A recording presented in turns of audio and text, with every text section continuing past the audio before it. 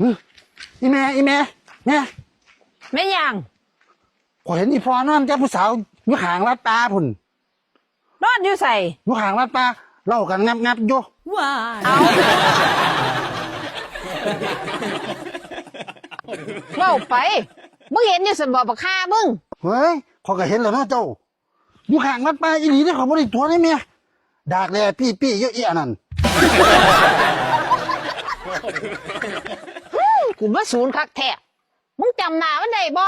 ข่อยบ่ได้เบิ่งคักแม่ข่อยจำหน้ามันบ่ได้หรอกข่อยจำได้แตะดากมันแลปี้โกนซื้อเบืออยู่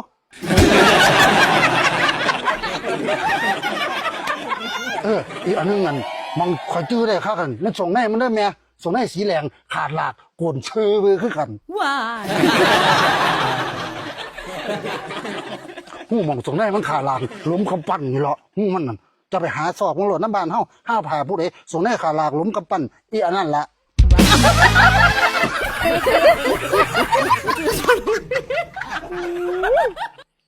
ส่งในผู้ใดสีแดงวะขาดดากพร้อม